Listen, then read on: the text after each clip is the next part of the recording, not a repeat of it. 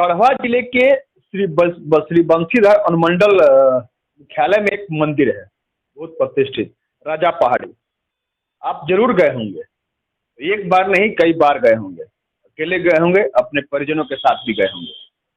तो जब आप मंदिर पहुंचते हैं तो प्रसाद जरूर चढ़ाते हैं, तो आप प्रसाद भी वहाँ खरीदे होंगे। तो कभी कभार ऐसा होता है कोई नाम जो आप पढ़ते हैं तो याद रह जाता है जेहन में। आपको याद होगा गोविंदा प्रसाद भंडार, वहां पर एक दुकान दुकान था, है, हम इसलिए नहीं कहेंगे कि अभी वह बंद है। वहां से आप निश्चित रूप से प्रसाद खरीदे होंगे, वहां पर प्रसाद चढ़ाए होंगे, भगवान का दर्शन किए होंगे। लेकिन हमने कहा कि दुकान वहां पर था, दुकान अभी भी है लेकिन वह बंद पड़ा है। हमारे साथ आप देख रहे होंगे यही वो गोविंदा जी हैं जिनका वहां पर वह दुकान था, आज वह बंद है। यह वही दुकान था जिससे जब से दुकान इनके द्वारा खोला गया था वहां पर, उसी दुकान से जो आमदनी होती थी प्रसाद की बिक्री करने के बाद, उसी से इनका परिवार चलता था। आज लेकिन स्थिति विकट हो गई है, दुकान बंद है, प्रसाद की बिक्री नहीं हो रही है। तो निश्चित रूप से समझा जा सकता है कि परिवार की माली स्थिति क्या होगी, जब क्योंकि वही एक आधार था। क्यों बंद हुआ है, क्या कारण है, हम आइए गोविंदा जी से ही जानते हैं। कब दुकान की वहां पर आपने शुरुआत किया राजा पहाड़ी मंदिर परिसर में, और क्यों बंद हुआ दुकान? मैंने 2014 में वहाँ पे अपनी दुकान को छोटी दुकान करके चला रहे। उसके बाद में हम मतलब 7 से 8 साल लगभग ऐसे ही झोपड़पट्टी का दुकान लगाकर चला रहे थे।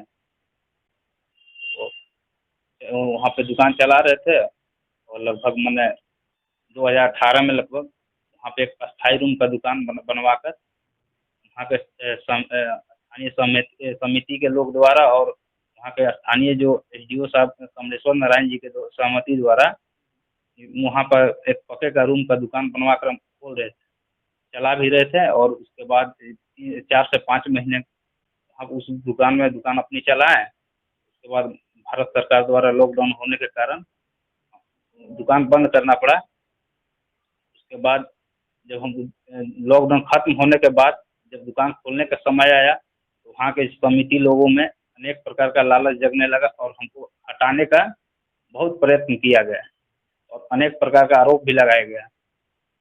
लेकिन हमने कहीं वैसा किसी प्रकार का गलत काम नहीं किया था, साक्षात ईश्वर गवाह है।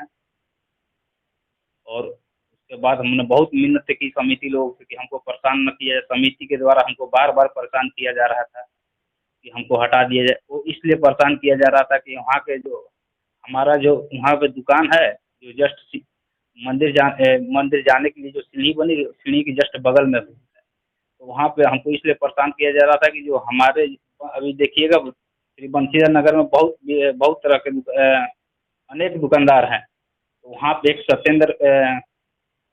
सत्येंद्र प्रसाद उर्फ बाबू उनको बोला जाता है, उनके पिताजी का नाम प्यारी शाह है। तो उनमें उनको बहुत तरह का मतलब हमसे मतलब बहुत इससे पहले दुकान चलाने के समय बातचीत कर रहे थे कि हमको दुकान दे दो, तुम ऐसे है वैसे। हम कहे बड़ा गजब बात, आपको दुकान खोलना है तो आप यहाँ पे बहुत पर्याप्त जमीन है, आप समिति से सहमति ले लीजिए और अपना दुकान चलाइए।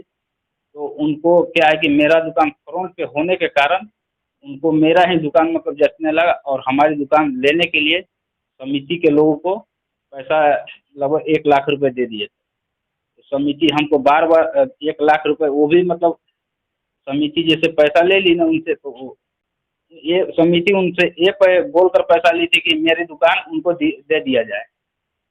तो मतलब हमको हटाने का बहुत प्रयत्न किया जा रहा था वहाँ पे। तो हम मतलब जैसे हम हटने के लिए मना कर दिए हम कि क्यों हटे, हमारा तो कमाने घर परिवार चलाने का यही जरिया है और हम सबसे सहमति से रह रहे हैं। उसके बाद मतलब जैसे हम वहाँ पे मना किए, विरोध करने लगे कि नहीं हटेंगे। उसके बाद मतलब वहाँ हमारे साथ मारपीट भी किए, कितने बार भी मारपीट किए। लेकिन हम ये सोच कर चुप रहे कि चलिए हम इन्हीं के साथ रहना है। ज़्यादा विवाद करने से और छोटी छोटी बात को ज़्यादा ध्यान देने से आज आदमी आगे आज मतलब आज स्थिति है कि दुकान आपका पूरी तरह से बंद है। दुकान ही एक आसरा था परिवार चलाने का। आ- आपके पास एक कागज भी है, हम आपको दिखाना चाहेंगे। यह कागज है, इसमें नीचे से लेकर ऊपर तक, यानी थाना से लेकर के वरीय अधिकारी तक आवेदन इनके द्वारा दिया गया है इंसाफ के लिए। लेकिन विडंबना देखिए, अभी तक कि इनको न्याय नहीं मिला और दुकान आज इनका वो दुकान बंद है जो रोजी का एकमात्र इनका साधन है। अब एक कागज और दिखाना चाहेंगे। नगर पंचायत श्री बंशीधर मंडल में जो नगर पंचायत कार्यालय है, सो वहां से इनको बजाते लाइसेंस मिला हुआ है उस दुकान का, और उसका तारीख है 18/8/2020 को आवेदन दिए थे। अब इस लाइसेंस का तिथि है, और इसका ट्रेड लाइसेंस जो उनका मिला, इसका वैलिडिटी है 17/8/2030। लाइसेंस मिला हुआ इनका बजाते दुकान का। दुकान ऐसे ही ये खैरात नहीं लगा रहे थे, बजाते लाइसेंस लेकर के दुकान इन्होंने लगाया है। उसके बावजूद भी यह स्थिति इनके सामने आन पड़ी है कि वहां पर इनके और समिति के विवाद के बीच इनका दुकान आज बंद है। कहाँ आप गोविंदा जी इसको पकड़िए, कहाँ कहाँ आपने गुहार लगाया इंसाफ के लिए, कहाँ कहाँ गए? मैं वहाँ का रवैया देखकर, गलत रवैया देखकर, वहाँ का स्थानीय थाना में भी हम एप्लीकेशन दिए हुए थे, आवेदन दिए हुए थे। उस समय थाना प्रभारी श्री योगेंद्र सिंह जी थे, उनको सूचित किए। वो भी सही तरीके से देख रेख नहीं कर पाए, केवल आश्वासन ही दिए और कम से कम 2 से 3 महीने टाल मटोल करते रहे। लास्ट में हम विवश होकर उच्च अधिकारी के पास गए, जो कि स्थानीय वहाँ के एसडीओ अनुमंडल पदाधिकारी जो आलोक कुमार जी हैं, अभी उनके पास भी हम एक आवेदन लगाए। जिला उपायुक्त के पास भी गया तो एसडीओ साहब अपनी जांच की टीम भेजे, तो वहाँ के जो समिति के कुछ लोग हैं, जो कि श्री नंदलाल प्रसाद जी और गोपाल पाठक, वहाँ का स्थानीय पुजारी जो गोपाल पाठक जी हैं, और वहाँ के उनके जो सहपाठी लोग हैं, जैसे मैं आपका हो गए श्री रामचंद्र विश्वकर्मा जी, और एक और हैं हेनो निवासी हैं, ग्राम हेनो निवासी अशोक जायसवाल जी। ये चारों मतलब अपनी बातों एसडीओ के यहाँ जाकर और अपनी मतलब मीठी चुपड़ी बात से हम ही को मतलब गलत साबित करने के लिए उनसे अनेक प्रकार का मतलब बात की है, और हम ही को गलत साबित करने के लिए बात कर रहे थे।